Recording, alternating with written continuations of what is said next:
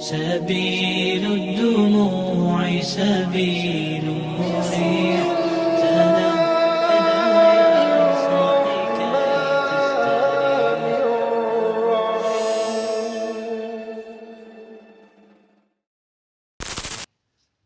Mengapa ada orang yang merasa lelah dalam hidup?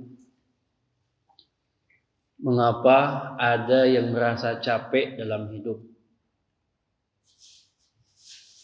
Mengapa ada yang merasa gelisah, galau dalam menjalani kehidupan ini? Bapak yang di rumah beli kompor baru, kompor listrik Pak ya, itu ada buku panduannya Pak? Ada ya? Ada. Bapak yang beli mobil, ada buku panduannya Pak? Ada pasti. Istri Bapak yang beli kulkas baru 13 pintu, adakah buku panduannya Pak? Ada. Bahkan kipas angin yang sederhana aja ada panduannya. Andaikan kita tidak baca itu pedoman, panduan yang disiapkan oleh pabrik pembuat alat-alat tersebut, mungkin kita tidak bisa menggunakan dengan maksimal. Itu Pak ya. Jamaah sekalian, jika kipas angin saja ada buku panduannya, jika kulkas aja ada buku panduannya, jika mobil saja ada buku panduannya, agar kita benar dalam menggunakannya, benar dalam merawatnya, maka apalagi kita berjalan di muka bumi yang luas kayak gini. Andaikan kita tidak membaca buku panduan yang telah disiapkan oleh pemilik bumi ini, maka mungkin kegelisahan itu akan dirasakan. Capek, lelah itulah yang mungkin akan dirasakan. Kenapa? Sebab memanfaatkan bumi ini tidak dengan pedoman, tidak dengan petunjuk sang penciptanya. Gitu Pak mukadimahnya. Baik Pak, maka kita mesti paham Pak, supaya nggak capek, supaya tidak lelah, supaya tidak gelisah, kita mesti paham kapan saatnya berlari, kapan saatnya berjalan, kapan saatnya harus cepat, kapan saatnya harus lambat. Semua ada polanya, semua ada aturan mainnya. Yang kalau kita salah mengambil pola, maka kelelahanlah yang akan didapatkan. Baik, hadirin sekalian, kita buka satu-satu. Yang pertama, urusan kebaikan.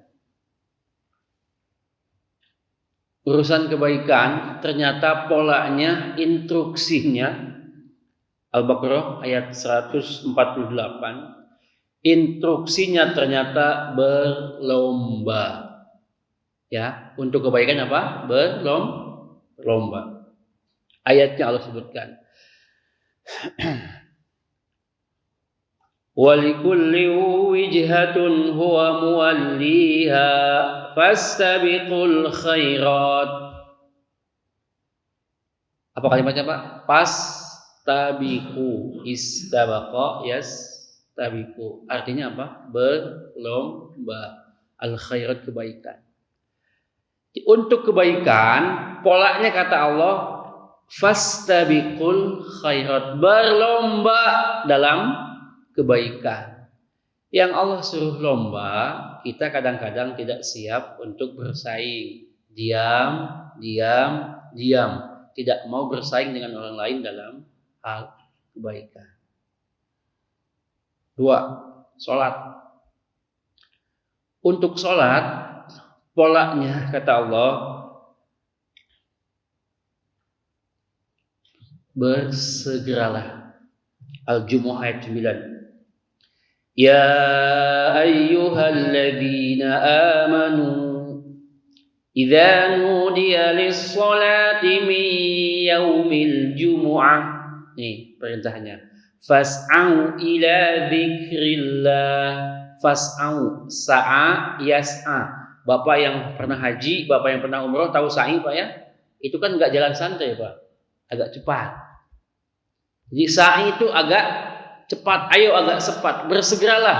Fas'au ila dzikrillah, bersegeralah untuk mengingat Allah, bersegeralah untuk zikir kepada Allah. Dengan apa? Dengan salat. Wa dzarul bai', tinggalkan jual beli, tinggalkan pabrik, tinggalkan kantor, tinggalkan pekerjaan semuanya. Itu untuk salat. Istighfar.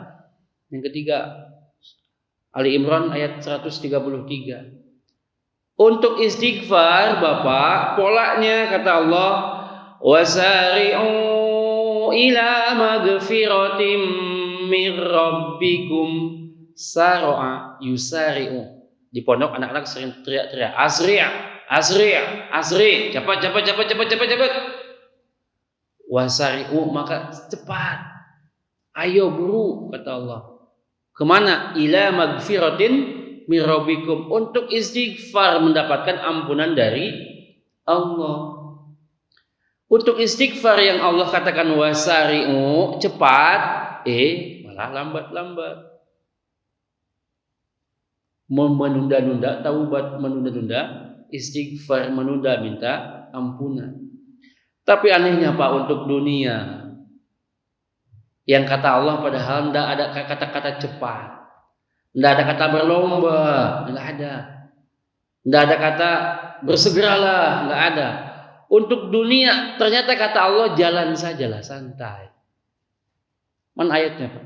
Ayatnya Al-Mulk ayat 15.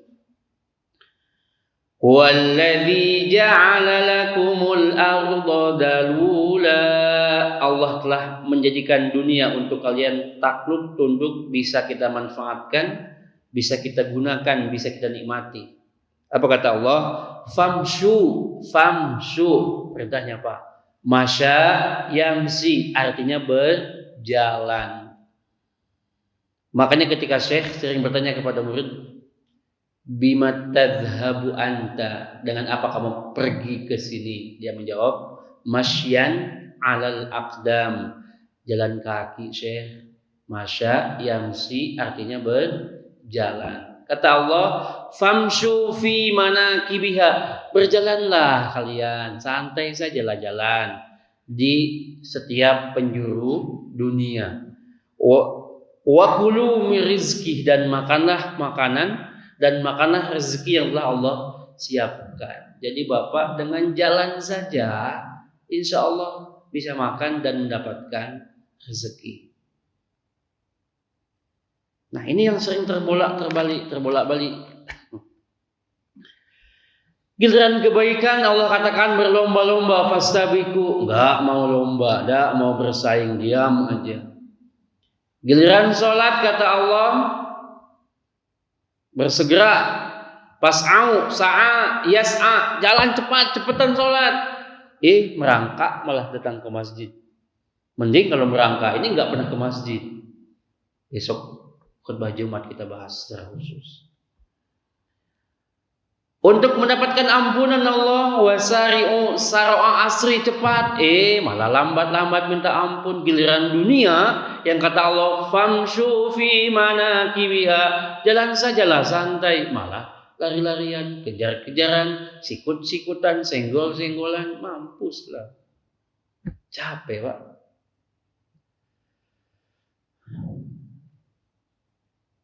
Maka kenapa banyak orang yang mengeluh, aduh capek ternyata ya, lelah ternyata ya. Ya lelah lah, salah pola kok. Siapa yang suruh kejar-kejaran? Ustaz ini nggak benar, kenapa tidak ngajarin etos kerja? Jamaah, bapak-bapak, yang dimaksud famshu fi manakibiha, berjalanlah, bukan berarti tidak mengajarkan etos kerja yang baik. Berjalan itu artinya sesuai SOP, sesuai aturan, sesuai kebijakan, proporsional dan profesional. Pak ya, tidak dengan sikut-sikutan, tidak dengan kejar-kejaran. Untuk dunia itu tidak butuh, apalagi senggol-senggolan, apalagi orang lain ditendang dan lain sebagainya. Lelah orang itu. Cukup dengan berjalan. Ustadz, benarkah dengan hanya berjalan saja kita bisa meraih dunia ini? Bisa. Kok bisa? Bagaimana tidak? Bapak sudah menjaga sholat, membangun komunikasi yang baik dengan Allah Subhanahu wa Ta'ala. Kemudian Bapak berlomba-lomba dalam kebaikan, banyak berbuat baik terhadap manusia. Manusia juga banyak yang mendoakan. Allah sayang, manusia mendoakan. Belum lagi banyak istighfar, minta ampun kepada Allah Subhanahu wa Ta'ala. Makin terbukalah pintu-pintu itu. Setelah itu biarpun Bapak hanya berjalan saja mencari dunia, dapat insya Allah. Kenapa? Sebab kita hidup ada pada dua huruf, kaf dan nun. Kun, innama amruhu idza arada syai'an ay yaqula lahu kun fayakun. Kita ini hidup Pak ada pada dua huruf saja, kun, kaf dan nun. Allah bilang jadi, Allah bilang tidak, Allah bilang sakit, Allah bilang sehat. Allah bilang kena covid. Allah bilang tidak. Allah bilang berkembang. Allah bilang mundur. Allah bilang kaya, Allah bilang miskin. Maka Ibnu Qayyim menyebutkan, ketika kita punya banyak hajat, punya banyak keinginan, punya banyak harapan yang belum terwujudkan, sedangkan waktunya sempit, kata Ibnu Qayyim, jangan banyak minta hajat kepada Allah. Cukup banyak-banyak istighfar. Astagfirullah.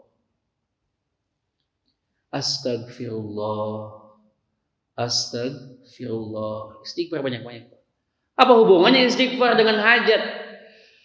Sebab ketika Bapak istighfar kepada Allah Subhanahu wa Ta'ala, Allah hapuskan dosa Bapak. Allah ridho dengan kita. Kalau Allah sudah ridho, maka siapa yang bisa menghalangi terkabulnya hajat-hajat kita? Kalau Allah sudah sayang dengan kita, sudah cinta dengan kita, ridho dengan kita, siapa yang bisa menghalangi terkabulnya segala hajat dan impian kita? Siapa yang bisa menghalangi? Enggak ada. Tinggal Allah bilang, kun, jadi kau hambaku, jadi.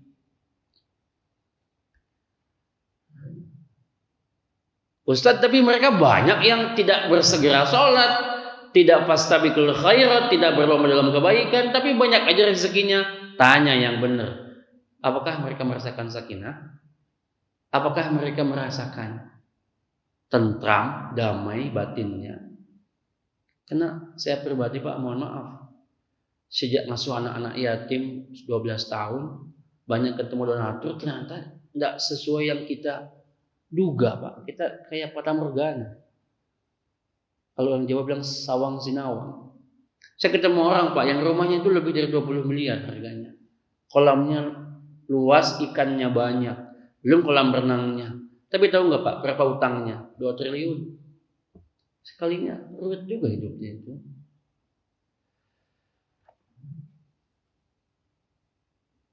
Jadi belum tentu orang yang Allah kasih kita lihat nikmat di hidup orang kayak gitu, padahal tidak bersegera dalam menyambut seruan Allah. Belum tentu dia merasakan kenikmatannya. Ada juga yang saya temui punya rumah makan 16, tapi nggak diizinkan untuk makan sama dokter, hanya boleh 5 sendok saja. Itu pun pakai kecap.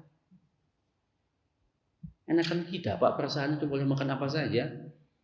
Dia mau gula-gula manis nggak boleh, diabetes. Mau yang lemak-lemak, kolesterol, bingung. Cuma boleh 5 sendok, itu pun pakai kecap. Kita boleh sekali dimakan. Maka kata dia lebih baik kembali dulu kayak awal nikah, tidak punya rumah makan, tapi boleh banyak makan. Itu pertanda hilangnya keberkahan. Kenapa mesti pamsyu fi manaqibiha? Jalan sajalah, cari rezeki itu sesuai SOP-nya. Sebab Bapak kalau terburu-buru, kita tidak akan bisa membedakan mana halal, mana haram, mana syubhat, mana boleh, mana hitam, mana putih. Gak akan bisa untuk membedakan. Sebab kita ngebut cari hartanya. Sehingga akan hidup seperti lalat. Lalat itu Pak prinsipnya halal tak halal, yang penting kenyang. Maka biar sampah pun dia hinggapi, biar kotoran pun dia datangi, dia hisap, dia embat, dia makan itu semuanya meskipun kotoran. Kok bisa? Paradigma, Pak. Kok bisa? Tadi prinsipnya halal tak halal yang penting makan. Hantam aja biarpun sampah. Itu lalat. Tapi kalau lebah, lain konsepnya, lain prinsipnya. Lebah itu bukan halal tak halal, tapi makan, tak makan, yang penting halal. Bahkan tidak cukup halal, harus thayyib. Kan tidak ada lebah yang makan ote-ote, tidak thayyib. Lebah itu prinsipnya halal, thayyib. Maka dia kalau tidak menemui bunga-bunga yang manis yang bisa dihisap, dia nggak makan apapun. Meskipun tumpukan sampah banyak, dia nggak akan hinggap. Kenapa? Kuat konsep diri. Jadi kalau kita mencari harta dunia dengan polanya, dengan jalanin sajalah gitu. Insya Allah nggak akan terburu-buru, akan bisa ngelihat kiri kanan. Oh ini nggak boleh, ngikut. Oh ini ngikut nggak boleh, nendang. Oh nendang ini nggak boleh. Tidak akan menghalalkan segala cara, seperti mereka yang ngebut-ngebutan mencari harta. Sisi lainnya, jamaah sekalian, orang yang ambisi mencari harta, terburu-buru mencari harta, ketika gagal, tidak dapat, kecewa dia. Ta'iba abdud dinar wad dirham wal qatifa. Hamba-hamba pemburu dinar, pemburu kekayaan, pemburu permadani itu akan banyak kecewa. Ta'iba, lelah, capek. Kenapa?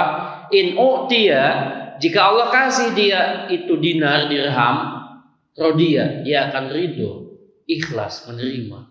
Wa illam yu'ta lam yardo. Tapi kalau nggak dapat apa yang diimpikan, kecewa, capek hidupnya. Makanya kita punya yang capek, kecewa, lelah, itu tadi impiannya tinggi, harapannya numpuk, pas nggak terkabul. Jadi pikiran, kecewa lah dia. Kenapa? Terlalu ambisius, terlalu ngebut-ngebut mencari dunia. Coba yang santai dengan pola profesional saja. Dia ikhtiar dengan maksimal, berdoa dengan maksimal, kemudian dia akan bertawakal, serahkan semua pada Allah. Dia yakin ada yang mengatur, ada kekuatan yang akan mengatur semua ini, yaitu kekuatan takdir Allah Subhanahu wa taala. Ketika nggak kesampaian, dia akan paham bahwa Allah belum mengizinkan. Apa akan kecewa? Tidak. Seorang muslim akan paham bahwa ketika tidak bisa mendapatkan apa yang diimpikan, apa yang diharapkan, dia akan paham bahwa Allah saat ini masih memberikan apa yang dia butuhkan, bukan apa yang dia impikan. Dia akan berbaik sangka kepada Allah Subhanahu wa taala. Barangkali doa-doanya memang dikabulkan, tapi sengaja Allah simpankan untuk kemudian Allah berikan pada saat yang tepat, entah di dunia ataupun kelak di akhirat. Mungkin Allah tahu untuk hamba yang satu ini, kalau dikasih uang 10 juta sebulan, insya Allah masih bisa ke masjid, rajin ke masjid, sedekahnya juga masih bisa. Tapi kalau Allah kasih 100 juta per bulan, Allah tahu bakal tenggelam dia, bakal jauh dari masjid. Makanya Allah kasih. Karena Allah itu Pak pengasih sekaligus penyayang. Kita pun orang tua harus pengasih dan penyayang. Kalau pengasih aja kasih pokoknya. Wah, itu pengasih. Tapi kalau penyayang kasih tidak. Kenapa tidak? Sayang, belum waktunya. Kalau orang tua anak 2 tahun, anak setahun dikasih gadget itu bukan pengasih, bukan penyayang Pak, tapi pengasih, kasih aja. Pak ya. Padahal efeknya banyak. Anak-anak usia 1 tahun fokusnya hanya 1 suara, 1 ketukan. Hai, Assalamualaikum, 1. Tapi ketika dia main gadget, ya Allah, ditonton Upin Ipin, ada suara gitar, melodi, Suara macam-macam, belum suara komunikasi upin dan ipin neneknya, tantenya segala macam. Ruwet dia menyimak apa sih ini gitu nah. Telinganya tidak kuat Pak, karena terlalu banyak suara yang sulit untuk dicerna oleh anak usia 1 tahun. Akibatnya kurang fokus pendengarannya. Efek lebih jauhnya speech delay, lambat bicara. Maka orang tua yang ngasih gadget kepada anak 1 tahun itu bukan baik. Itu memang pengasih, kasih, tapi enggak sayang, tidak penyayang. Allah pun sama. Ketika banyak permintaan kita dan Allah tidak kasih, bukan berarti Allah enggak mampu ngasih, tapi kata Allah, antum enggak butuh ini. Itu hanya keinginan, terlalu berlebihan, tenggelam kena kata Allah. Maka enggak dikasih. Maka jamaah sekalian, dengan pamsyu fi manakibiha, dengan berjalan saja cukup insya Allah. Asal pola-pola lain dijalankan. Tadi istighfar contohnya ya. Ketika Allah katakan wasari'u ila magfirah, bersegera untuk minta ampun. Itu di surah Nuh dijelaskan tuh. Ya, dijelaskan bagaimana hubungan istighfar dengan rezeki. Allah sebutkan dalam kisah Nuh itu, Nuh ngomong kepada kaumnya, faqultu astaghfiru rabbakum innahu kana ghaffar. Ya Allah, sudah kukatakan kepada kaumku agar mereka istighfar banyak-banyak kepada Allah, minta ampun. Kenapa? Innahu kana ghaffar, Allah Maha Pengampun. Harapannya dengan banyak-banyak istighfar, minta ampun, Allah mengampuni. Apa kompensasinya? Apa bonusnya? Ayat menyebutkan yursilis samaa 'alaikum midrara. Langit akan Allah bukakan, turun hujan, tumbuh. Pohon-pohon, buah-buah akan tumbuh subur, menjadi rezeki untuk manusia. Kemudian wa yumdidkum bi amwali wa banin. Madda yamuddu, Allah akan bentangkan, luaskan. Bi amwal, harta Pak, rezekinya luas. Wabanin, dan banyak anak. Maka kalau ada yang belasan tahun menikah belum punya anak, istighfar saja. Wa yumdidkum bi amwalin wabanin, Allah kasih harta yang banyak. Madda yamuddu, Allah bentangkan semua, Allah panjangkan. Wabanin, itu bukan 1 anak, banin banyak anak. Kemudian Allah katakan wa yaj'al lakum jannatin, Allah siapkan kebun-kebun, taman-taman yang subur dengan istighfar itu. Kemudian wa yaj'al lakum anhar, air pun tidak akan susah. Ya, sehingga untuk kebutuhan perkebunan, kebutuhan siram menyiram insyaallah subur semuanya. Ya, jadi kalau apa yang Allah minta sudah kita laksanakan, maka dengan jalan saja sesuai SOP, dunia insya Allah akan didapatkan dan tidak akan lelah.